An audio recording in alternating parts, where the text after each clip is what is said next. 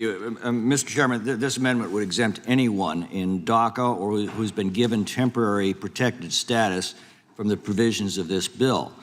Well, this administration has been granting TPS status at an unprecedented rate. It is one of the ways that the Democrats are circumventing our immigration laws and releasing illegal immigrants into our communities with little or no vetting. And I must once again take exception to this proclivity by some of the Democrats on this committee. They love to lump legal immigrants who've obeyed all of our laws and done everything our country's asked of them to do with illegal immigrants whose very first act entering our country is to commit a federal crime by illegally crossing the border. By their own actions, they demonstrate a contempt for our laws, and they demonstrate their willingness to violate those laws. Will the gentleman yield for a question? No, I won't. I'm making a statement. The current mandatory detention provisions that we have in law provide no, that are already in law, provide no exceptions for DACA or TPS granted individuals. So this amendment would actually broaden the applicability of our immigration laws beyond the current law. I would also point out, in response to this notion that somehow this is a recurring theme, I'll tell you what the recurring theme is. The recurring theme is Americans being victimized by this mass illegal migration. On Tuesday, a migrant was arrested for allegedly beating up a 50-year-old man with a rock and attempting to steal his wallet on a Brooklyn street. He was arrested after police responded to a robbery in progress in Greenpoint, according to the NYPD. A couple of weeks ago, 4 Venezuela migrants who've been in Chicago for as little as 1 month, 3 of whom were on pretrial release for retail theft. They lured a man to the back of a CTA train car and choked him into unconsciousness during a vicious robbery. These are the recurring acts that we are seeing as a result of the Democrats' open borders policy, and the American people have had enough of it.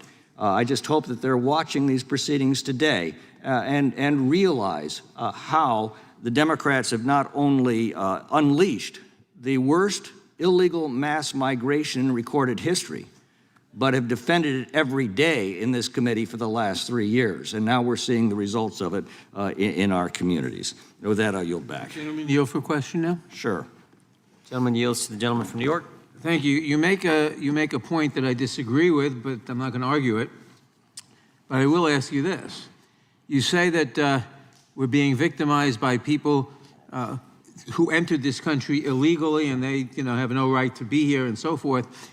DACA recipients who may have come to this country at the age of 2 months old or 2 years old, did not commit any crime by coming here. Maybe their parents did by bringing them here, but it wasn't their fault.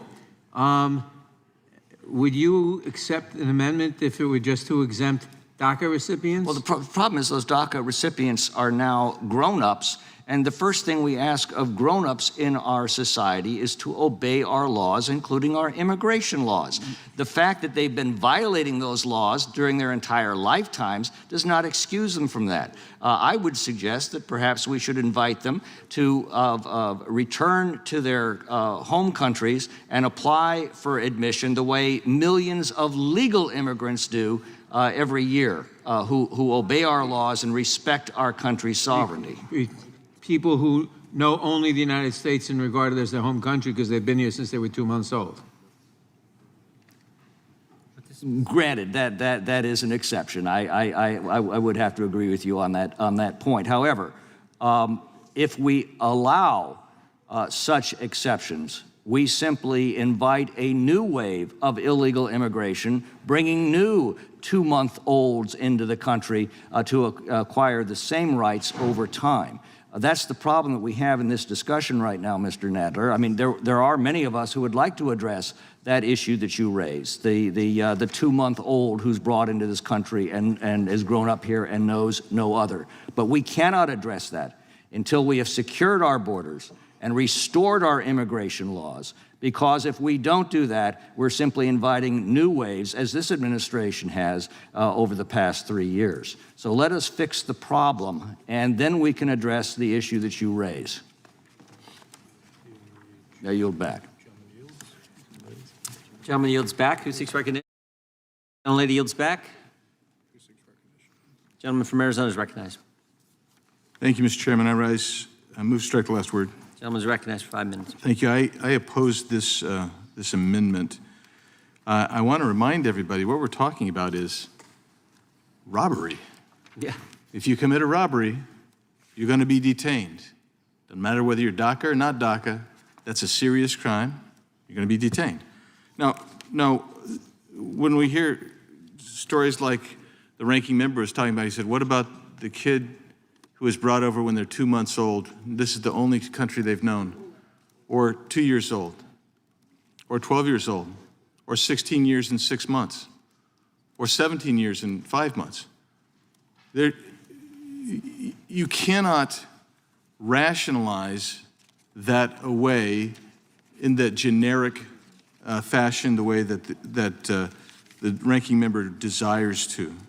And then I want to point out to my colleague from Washington that the numbers that you referred to were almost all aggregated in 2019. And let's think about what happened in 2019. The policies that the Trump administration put in place had largely been enjoined by left-wing advocacy groups going to courts and having them enjoined. And what happened after they were enjoined? Ultimately, those injunctions were almost all universally set aside, and the courts upheld the legality and constitutionality of the Trump administration's efforts. And so what did you get? Well, in the Yuma sector, for instance, for the entire last year of Trump's administration, you had 8,600 encounters. 8,600 encounters for about 140 miles of linear miles of border. That went all the way, that sector goes all the way from Yuma and the border there all the way up to almost Las Vegas. That's considered the Yuma sector. 8,600 encounters. Do you know what Yuma gets now? About every 9 days they get 8,600 encounters. And you know what the Tucson sector gets? Well, since the last Friday, Saturday, and Sunday, you had 21,000 encounters across the entire southern border, more than 2,000 of those in the Tucson sector. And if you go to Lukeville, port of entry, you're going to see massive numbers virtually every day, usually 700 to 800. If you go to San Miguel Gate, which is on the Tohono O'odham Reservation, which has 62 linear miles of the border, you're going to also see about 600 to 1,000 people a day. That's what they're getting in the Tucson sector. And if you move over about 12 miles east of Sassabee, the Sassabee port of entry, you'll find a squatters camp sitting there on national forest land that some NGO without authority has come in, and they've basically denuded the trees from that forest and used those as firewood. There's no toilet facilities, so they've turned that, and they've dug a massive pit, and every day they're rolling 50 to 150 people through there, waiting for the CBP to come to pick them up and then take them to the soft-sided facility to process them and distribute them wherever they want to go in the country. And the last point is, when you start talking about family separation, this administration, and this isn't me reporting this is the New York Times reporting this. Since the New York Times reported this, it's actually grown by about another 60,000 people. Initially, the New York Times reported that this administration has lost 85,000 plus children who came into this country illegally. They don't even know where they are. That number now is in excess of 140,000 people. So when you talk about family separation, that's what this Biden administration has done. And you will see, if you go to these soft-sided facilities, all of you talked about kids in cages and whatnot, go to the soft-sided facilities and see where they're having to try to keep these kids. Go to the hotels in places like Tucson. They don't have room for all the people at the soft-sided designated facilities, so they're renting hotels. Go there. Would the gentleman yield for a question? Happy to yield to a question. Thank you. That's twice I've yielded to you today, Mr. Nadler. What? That's twice today, brother. Oh, very good. Thank you. Yeah. You said in an earlier part of your statement that if you commit a robbery, of course, you should go to jail. No, I didn't say that. You said I said you should be detained. you should be detained. Okay. Right. That's what I said. If you commit a robbery, you should be detained. That's right. But, fine. The difference is that if you're accused of committing a robbery, or rather, you're not even arrested, you're not detained automatically. It's up to the judge. Under the terms of this bill, if you're, let's say, a DACA recipient who came here at 2 years old, and you're accused of a robbery, even though you're not arrested, you're mandatorily detained. So I guess I'm out of time here, but I'm happy to inform the ranking member that I don't think he quite understands what an arrest is in American criminal law. But I'll yield back. Gentleman yields back. The gentleman from Wisconsin, Mr. Fitzgerald, is recognized. Mr. Chairman, move to strike the last word. Gentleman is recognized. I would yield my 5 minutes to the gentleman from Arizona. I thank the gentleman for yielding. So I want to talk about a couple things. Detention. The proposal of this amendment is tantamount, quite frankly, to cashless bail. That's really what this is about. And it's worked really well in places like New York, LA, San Francisco, Detroit, Philadelphia, or any other high crime jurisdiction, because that's really what's happening here. When the ranking member says it's up to a judge to determine whether someone's detained, actually it is initially and first determined by an officer whether you're going to issue a cite in lieu of detention, whether you're going to issue, whether you're going to actually take someone physically in custody, take them down to jail, and then the prosecutor's going to weigh in and determine whether they are going to take it to a grand jury, or they're going to do a long-form complaint. How are they going to actually process the arrest? And it is an arrest. What the underlying bill does, which is emasculated by the amendment, is it actually detains somebody who is in the country illegally. And it detains them and allows for essentially a hold on them until they have that issue resolved. Now, I will say this. When I'm told that Republicans are not wanting to solve this problem, I can't help but think of H.R. 2, which has been languishing over in the Senate, which would solve a lot of the border issues that we have, border security issues that we have, but the Democrats chose not to vote for that. They don't like that. In fact, it was the Democrats who came out under this administration and said, we're not going to have a wall. They weren't going to have a wall till what? Till 85% of Americans said border security is a problem. Now, President Biden says, well, maybe we should build a wall. Secretary Mayorkas said, we're going to close the holes in the wall in the Yuma sector. He said, we will get that done within 12 months. And why did he say that? It's because in those holes, that's where a massive amount of people were coming and flooding through every day illegally. But did he do that? No, he didn't close those. He said he would, but he never did. How about this one? This administration has killed the Remain in Mexico policy, the MPP program. And one of my colleagues just across the aisle just said, well, that was in effect in 2019, January 2019. It was not in effect in 2019. It had been proposed and was being implemented, and it took time to get it implemented. This administration, however, shut it down on day one.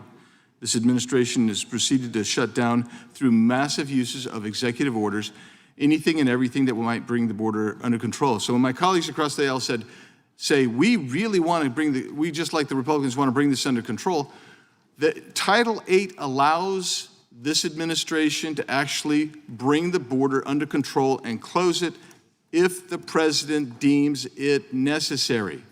Title VIII has never been changed. What has changed is the will to enforce the law, and this administration doesn't have that will. And I will just tell you, I do think it's interesting that the Cato Institute is referred to. The Cato Institute is not a conservative organization. It is an open borders organization in part. That's their gig. And how do I know it? because we've had Cato Institute here and in oversight committees sit there. They're not conservative, they're libertarians. Get a grip. And what does a true libertarian say? A true libertarian says, hey, no borders. That's what a libertarian says. And that's what they say. And I'd ask you to go watch the Libertarian Cato Institute's testimony in oversight. They were lots of fun, and they would confirm to you they were open border. And I'm pleased to see that my colleague across the aisle is consistently relying on an open borders organization because it's consistent with their position on let's not do anything to really secure the border. Let's go with that 5,000 a day with the exceptions that the Senate was putting out. That's what's laughable. Yield back. Yield back. Gentleman yields back. The floor is recognized. The problem with my colleague's debate is after these people are apprehended, they are paroled into the country. And so, yes, indeed, it's 5,000 people that we would allow to be apprehended, paroled throughout the United States, and that's where you are seeing this wave of migrant crime. That's where you are seeing jurisdictions like New York City think about their sanctuary status. I mean, I recall vividly a few things. I recall at the presidential debate when the question was asked, who would provide free health care to illegal aliens coming into the country? We all saw President Biden raise his hand. He was a candidate then, but that is a pull factor. When you tell desperate people that you're going to give them benefits and you're going to give them cash and you're going to give them shelter and you're going to give them food, I don't particularly blame the illegal aliens who are crossing the border to get those things. I blame the choices we've made in government to allow it. And the underlying legislation here at least says, I don't know if you're arrested for robbery, that there is detention and then there is deportation, that we don't have to invite all of the third world's prisons across our border into our nation and then allow the people in this country to be victims of that crime that occurs. I also vividly remember Secretary Mayorkas sitting right here in this committee room acknowledging that these people who were being paroled out into the country would indeed commit crimes. And the victims of those crimes have to be the collateral damage so that the Biden administration can allow the border to go unchecked, to go uncontrolled. And as we now try to create some deterrent to that illegal entry, it's interesting to hear my Democrat colleagues talk about just the need for more resources. Oh, if we just gave the Biden administration and Mr. Mayorkas more money, that would solve this problem. They are lawless in their use of the money they already have. They are taking what has already been authorized and appropriated it, and they've used it to disperse illegal aliens into these sanctuary jurisdictions all over the nation. And so giving them more money is sort of like saying if you have a busted fire hydrant, you can solve the problem with buckets. You indeed cannot. You have to shut off the flow. You have to shut off the flow of the people into this country. And this legislation has the very humble objective of ensuring that people who commit robbery do not stay here to do additional grave harm to our fellow Americans. I'll yield my remaining time to the gentleman from Arizona. Thank you, Mr. Chairman. I want to actually submit a couple of articles. One is called Chicago City Council Votes Against Measure to Ask Voters About Sanctuary City Status. Now, why is that important? Without objection. Because, thank you. It's because what was Chicago's concern? What is their current mayor's concern? At issue is how to continue financing shelter and other essentials for more than 20,000 migrants that have arrived in the city in the last 14 months. That's illegal migrants. I think it's absolute, quote, here's a quote here. I think it's absolutely imperative we give voters the opportunity to have their view on this subject heard, especially when we're talking about spending $255 million this year alone to take care of 20,000 migrants, Lopez said. So it's not really working out real well for Chicago. In New York City, you got Mayor Adams, who's also beefed about the sanctuary city policy. But why is this? Is it just because of sanctuary city? No, it's not about the sanctuary city. And he goes through and he clarifies that. This is what it's about. It's about all of the illegal aliens who have come to New York City, and that they're trying to deal with that. So let's just read a little bit from this article. This is a New York City article, Mr. Chairman, from ABC News. I'd like to admit. Without objection. Thank you. After a series of, quote, well-publicized crimes allegedly committed by migrants, Mayor Eric Adams appeared to support a modification of laws that make New York a sanctuary city. He said on Tuesday that migrants who commit serious crimes should be deported, and the city should be able to communicate with federal ICE agents. Quote, we should not be allowing people who are repeatedly committing crimes to remain here, and we cannot collaborate with ICE in the process, close quote. Another quote, if you commit a felony, a violent act, we should be able to turn you over to ICE and have you deported, close quote. That's not really working out real well for New York City and Chicago, is it? You got people committing serious crimes, and now we have people kind of implying robbery ain't that serious. Yeah. The implication of what you're saying is robbery's not that serious. We don't think you should be detained. We don't think you should be prosecuted in this sense. In fact, we want to do something that is tantamount. It is tacitly like, it is a metaphor. It is similar. It is almost exactly like the cashless bail system, which is not working out real well for New York and Chicago. That I'll yield back to the gentleman from Florida. Virginia is recognized. Thank you, Mr. Chairman. I yield my time to the gentleman from California, Mr. McClintock. I thank the gentleman for yielding. Mr. Chairman, I think Americans need to wake up. The ranking member on the Immigration Subcommittee just told us this is all working out just fine. It's all working out just fine. I wonder how many Americans actually share this belief. I think perhaps we should put that to a vote. And fortunately, we will have that opportunity in a few months. Now, we were just told by the Democrats that, well, Donald Trump didn't reduce illegal immigration, only the options available to immigrants. Well, this is absolutely absurd. In fact, the Immigration Subcommittee was going to hold a hearing tomorrow in which we'll receive testimony from officials who've served both the Trump and Biden administrations about the explosion of illegal immigrants allowed into our country and what Biden did to produce this crisis. Donald Trump enforced our immigration laws. Though those laws require asylum claims to be vetted, under Biden, very few actually have credible fear interviews. Instead, they're simply admitted into the country. These laws require those who pass the credible fear test to be detained. Trump detained them or required them to wait in Mexico or a safe third country. Biden is ignoring that law and is releasing them into the country. Trump did everything he could to enforce our immigration laws. Biden has done everything he can not to enforce them. And without enforcement, we have no immigration laws. Without immigration laws, we have no borders. And without borders, we cease to be a country. And that is what is happening. And it's going to continue to happen as long as this administration remains in office. We're now talking about an illegal population, people who have no legal right to be here, deliberately released into our country in just 3 years.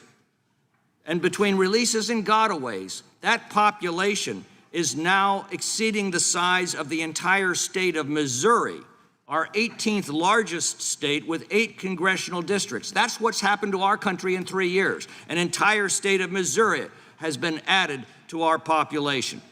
But let's not lose sight of what this bill says. It says if you're here illegally, the law already requires you to be detained. The Democrats simply refuse to enforce that law. And this bill says if you're arrested for a robbery and here illegally, you really need to be detained. Let me repeat, the law already requires every illegal immigrant to be detained. This simply says if you're a robbery suspect, you're required to be detained.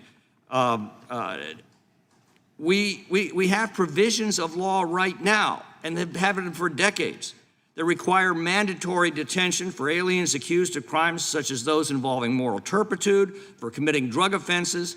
This bill simply adds robbery to these provisions. Now, the Democrats oppose this measure. I think that speaks for itself. They believe that our immigration laws should not be enforced, and those who are here illegally and who are arrested for robbery, they should still be on our streets. And we're watching across the country the effect of these policies, and I think the American people are finally getting enough of it and are starting to wake up to the danger that has been created. And I thank the gentleman for yielding and yield back. Gentleman from Virginia yields back. Any further members seek recognition?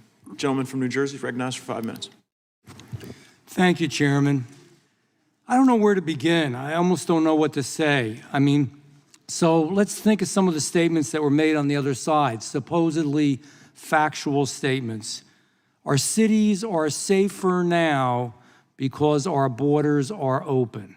That was one of the statements, basically, that we're safer now, that we have statistics, that the crime... Would the gentleman yield? I will Because not yield. I need my time. Nobody said that, to be very I need my clear. time. Yes, it was stated that the crime rate has gone down because of the open borders. Let's be serious in what was said. It did. We can review the recordings of it. Open borders don't make us safer. Your own FBI director, the FBI director said we're in a clear and present danger because we don't know all of the individuals who are coming into this country. And you know, maybe crime rates can be adjusted too because we're letting people go the next day. We're changing because of very left-wing activists, prosecutors, and attorneys generals. We're changing felonies to misdemeanors. But you know, if we want to say that and we believe that, maybe we should speak to the family of Lincoln Riley, to her family in what happened to her in Florida where she was beaten and murdered. Maybe we should speak to the Washington State trooper over the weekend and his vehicle was crashed into by illegals and he was killed. And both of these had priors. They had committed acts before but were released. Maybe we should talk to the families of the NYPD officers that were beaten overwhelmingly because they had about a dozen illegals around them and they had no recourse. Maybe we should talk to the people in New York and in other cities whose school children are being removed from schools because their illegals are being temporary housing into where they are. Maybe we should talk to the people that live around tent cities that have cropped up across the country. Maybe we should talk to the people in my district where they were told that there might be as many as 60,000 illegals going into the Atlantic City airport because they didn't know what to do with them. Come on, we're denying common sense. Things have gotten worse. Chairman, can we have order in the chamber? Things have gotten worse. Everybody knows it. Every resident of this country, every citizen of the country feels it. Regardless of how much we talked about it, we can't make people believe that isn't something that isn't true. It is true. It is a problem. It's a real big problem. It's true that illegals were wearing Biden t-shirts at the border as soon as he got elected to be the president of the United States. It is true that Biden repealed all of the actions taken by President Trump and changed the entire dynamic at the border. We feel it, we see it, we hear it. America hears it, and regardless of how good you tell us it is, and how wonderful it all is, and how great it all is, people don't believe it. And the Senate bill, a few Republicans in the Senate said this bill was good. They couldn't even get the bill across the finish line because it was so bad, because it would use amnesty as a tool to allow these individuals to get into the country. And there was discussion that they would be giving apps on their phones so they knew where they were, or devices. Come on. It didn't have the stay in Mexico policy. And you know what? You know what would happen with a real president? You go to Mexico, you talk to them the way it happened in the past and say, if you don't straighten this out, because Mexico doesn't want them, because Mexico has borders, better borders than we do, you go to Mexico and say, they're gonna stay in Mexico, or you're gonna send them back, or you're gonna have some tariffs or taxes that you're not gonna believe. So we still do, in that Senate bill, in actual fundamental truth, would have catch and release. If we don't have Title 42 anymore, that was allowed to expire. We're not finishing building the wall anymore. That wasn't done. The Senate bill stunk. It wasn't good. Tell the people the truth. It was something to make us feel good, to pretend that we did something, but we didn't. That's why Republicans in the House of Representatives opposed it, and plenty of Senate Republicans did as well. So the bottom line is, there's a real problem here, and we're trying to deal with it as best we can. Unfortunately, our president currently does not. He could put executive actions in place today and change all of it, but he will not. So here we are, trying to hobble together the best that we can in different pieces of legislation to try to stop the bleeding. Let's tell the truth. I yield back. Expired. Any further members seek recognition? Gentlelady from Georgia is recognized. Thank you so much. I'd like